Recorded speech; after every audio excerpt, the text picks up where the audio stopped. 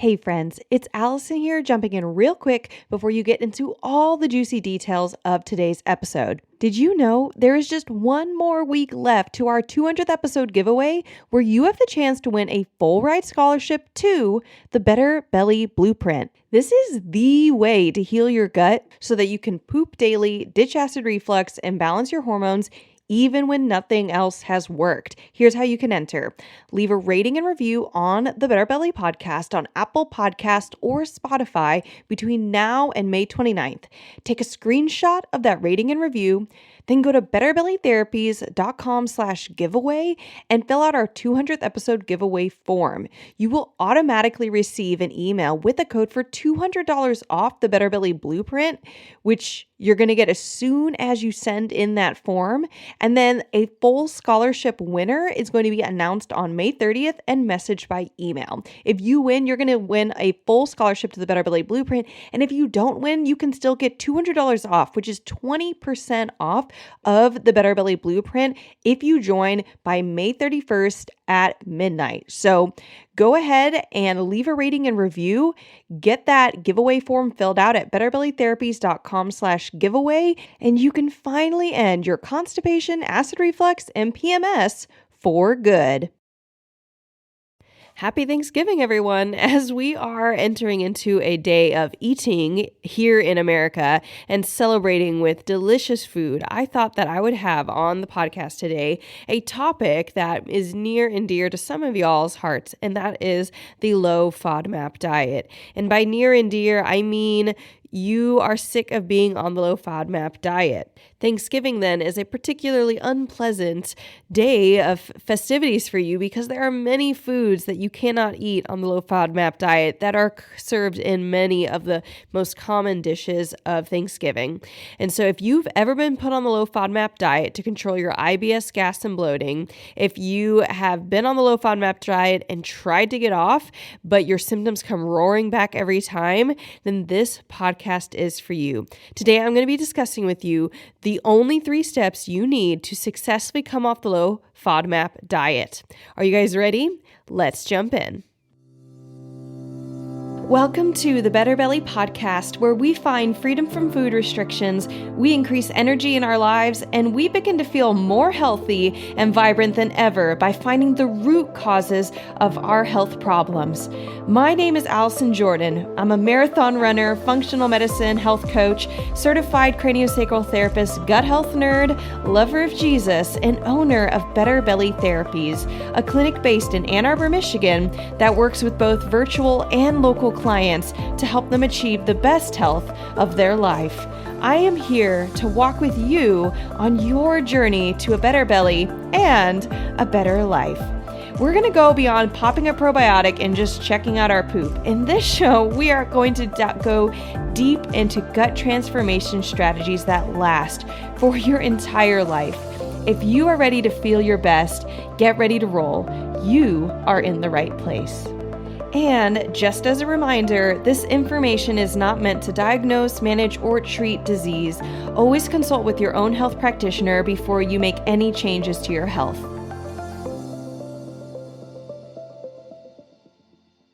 So I am so excited you guys are here today. Not that I am excited if you are stuck on the low FODMAP diet, no, but I'm excited that you are here to get free from FODMAPs. Hey, I'm Allison, and if we haven't met before, I used to be like you, stuck on the low FODMAP diet, going in circles, trying probiotics and kombucha and doctor appointments to get relief from extremely painful, and for me, exhausting IBS, gas, bloating, and constipation. So today, I'm going to be talking with you about the 3 steps you need to get off the low FODMAP diet. These are the same 3 simple steps that I take my clients through regularly to get free from their chronic gas, bloating, IBS, acid reflux, constipation, and more. So let's jump in. Step number one of getting free from FODMAPs is check your stomach acid. Why do I bring up stomach acid? Because one of the problems that your body is trying to deal with when you are on the low FODMAP diet is the fact that you are not digesting well. The term low FODMAP, when you break it down, it stands for low fermentable. And then it lists all these other sugars, which is the O, the M, and the A is an and then P, right? So O, M, P, those are types of sugars that are fermentable in your body. And what is fermentation? Fermentation is a process where bacteria eat something and it changes, eat actually sugars, and it creates things like gas. So if you get a fizzy drink, the original types of fizzy drinks, for example, a fizzy alcohol, I'm blanking what it's called, but fizzy drinks originally were just made by catching air and compressing it in some type of fermentable drink. So kombucha can have a bubbly quality to it because it is fermented. It's a fermented tea. And when you ferment tea, you can't just take plain tea and then expect bacteria to grow and it to become kombucha. You have to dump a bunch of sugar into it. So on the low FODMAP diet, you're avoiding specific types of sugars that will ferment in your gut, and that fermentation then creates gas and bloating and a lot of distension in the abdomen and abdominal pain, and it can often also correlate with constipation and acid reflux, and basically just sounds and feels like IBS.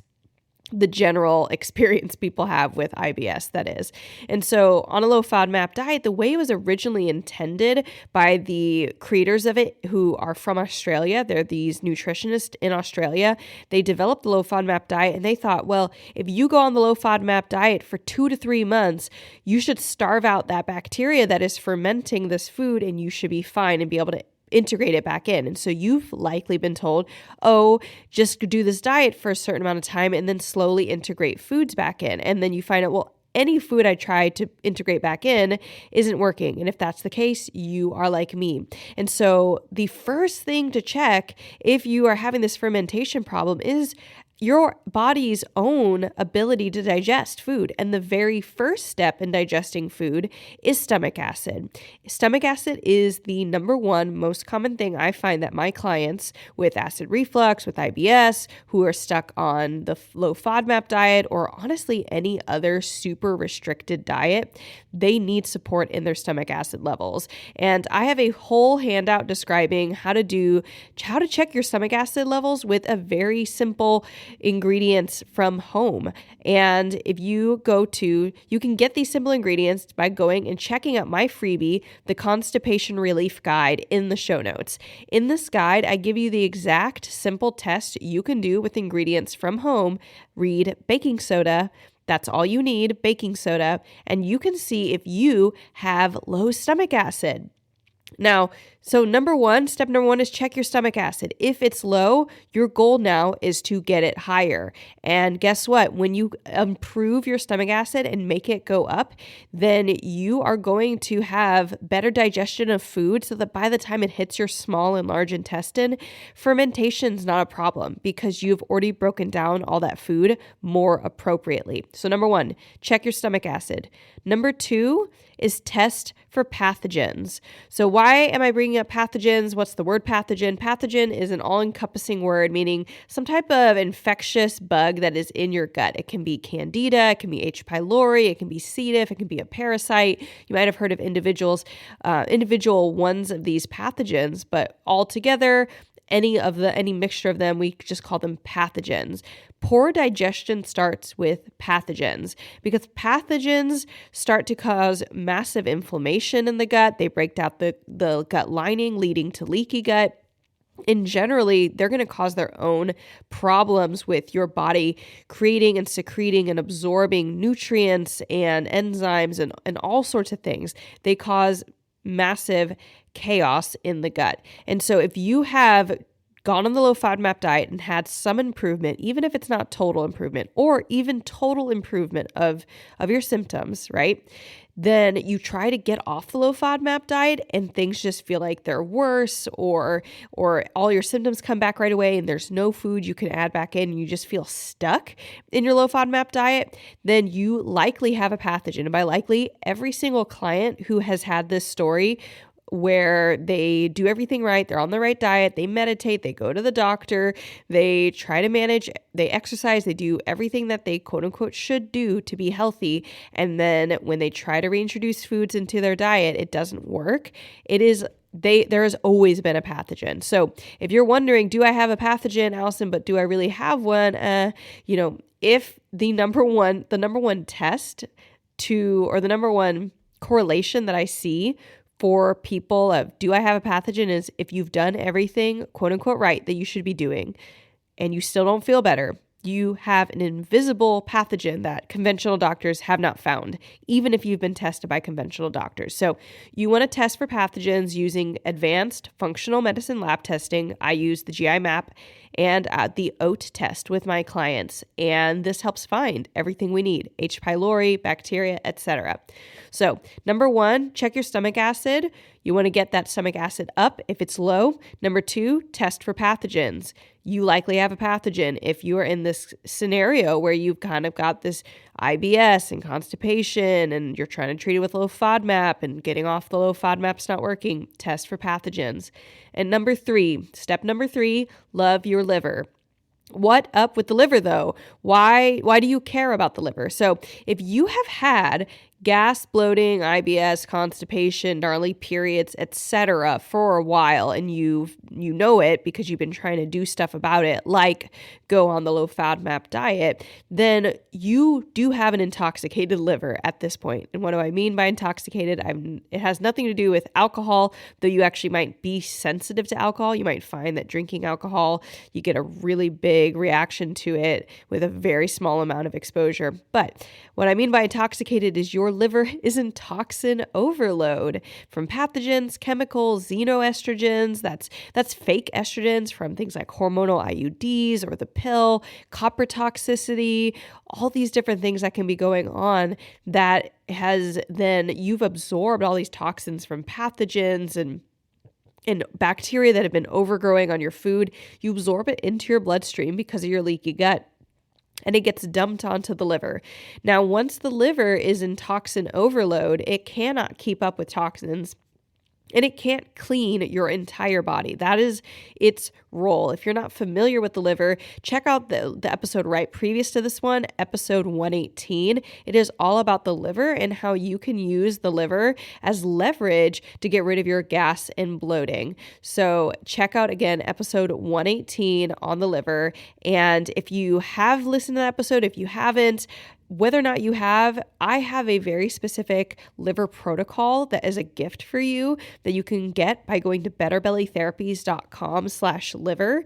Again, that's betterbellytherapies.com/liver, or click the link in the show notes and you will be able to go and get my top recommended solutions for helping clean your liver. Now, if you notice, cleaning your liver here is step number 3, because while you can start it before step number 1, if you do not end with it, you can still have ongoing symptoms. So check out my free protocol and free recommendations on how to clean out your liver, but do not forget to also do step number 1 and step number 2, because without those, it's definitely not enough to just love your liver to get off the low FODMAPs. You definitely need a lot deeper work into the gut, but definitely still need the liver. So that's step number 1, check your stomach acid. Step number 2, test for pathogens. And step number 3, love your liver. Now, you may be wondering at this point, Allison, what do I do once I've tested my stomach acid? How do I get back on board my stomach acid levels if they're low in a safe and effective way? Or Allison, how do I get access to these tests that my conventional doctor won't do for me to test for pathogens? Or Allison, once I know I have what pathogens I have, what can I do to gently and effectively get rid of them without antibiotics? The answer is you can work with me one-to-one in my Foundations program. The Foundations program is a 6-month program I've created just for you to work with me one-on-one to get rid of your most stubborn symptoms. Previous clients from the Foundations program have come in with a variety of symptoms, including constipation, SIBO, gas, bloating, chronic fatigue, fibromyalgia, PMS, acid reflux, hormonal acne, and many more things, y'all. And then they have left free and clear and full of energy. That is with none of those things. Y'all, so good. And if you don't believe me, we have a whole list of testimonial episodes on the podcast, which I'll be linking in the show notes. Go check them out. We have testimonial podcasts for a reason. Go listen to people whose stories were just like yours, where they come in having tried everything and feeling like they've done everything they could to get better. And in 3 to 4 weeks, feel totally different and have a totally different life and experience of their symptoms. So if you're ready to get on the Better Belly podcast waitlist for the Foundations program, just go to betterbellytherapies.com/waitlist. I only accept clients through the waitlist because it's the only place where I tell people when I am opening up new slots for new clients. So go to betterbellytherapies.com/waitlist, and I would love to see you there. Hey guys, I hope today's episode was such a blessing to you and just helped open your eyes that you can be free from the low FODMAP diet, even if reintegrating foods hasn't worked for you. There is more to gut health than the low FODMAP diet and just restricting yourself from foods. So if you have been stuck on that hamster wheel of diet after diet and doctor after doctor, I would love to work with you. Head over to betterbellytherapies.com/waitlist so I can work with you one-to-one and help you find the root cause of your gut health problems. Also, if you are local to the Ann Arbor and Metro Detroit region, I have great news for you. We have an office for in-person clients, and you can schedule a new appointment today by going to betterbellytherapies.com/booking or clicking the link in the show notes to book a new client evaluation today. I would love to see you in and get to do craniosacral therapy, visceral manipulation, and functional lab testing with you. Also, if you've been listening to the Better Belly podcast and you have a question that you would love to get asked, I have an answer. Go to betterbellytherapies.com/askallison and submit a question using our easy SpeakPipe app. Just hit click record straight from your phone, record. You can be anonymous or share your name, and we can answer your question on the Better Belly podcast. If I like your question, I may feature you and you can get an answer straight from me. If you love this episode, you can also hit subscribe so you can stay in the know and know every time a new podcast episode comes out. Also, if you're new to the podcast, I want to let you know we have over 100 episodes. Go and scroll and check out all the amazing content that we have in the past. I cover topics like constipation, gas, bloating, histamines, diarrhea, IBS. Did I say IBS? I cover a lot, y'all. So go ahead and check out all those episodes in the past. Other ways that you can stay in conversation with us at Better Belly Therapies is by following us on Instagram at Better Belly Therapies. I love connecting with our listeners, and it means so much if you drop by and said hi. And as our end off today, normally I end with our motto, but in America here, it's Thanksgiving. So happy Thanksgiving, y'all. I hope that you get to enjoy your day today. And if you find that Thanksgiving and holidays are just not as fun anymore because of your gut health, don't hesitate to reach out. I would love to work with you. That's what I'm here for, is to help you get free from your most stubborn gut health symptoms. Catch you guys next week.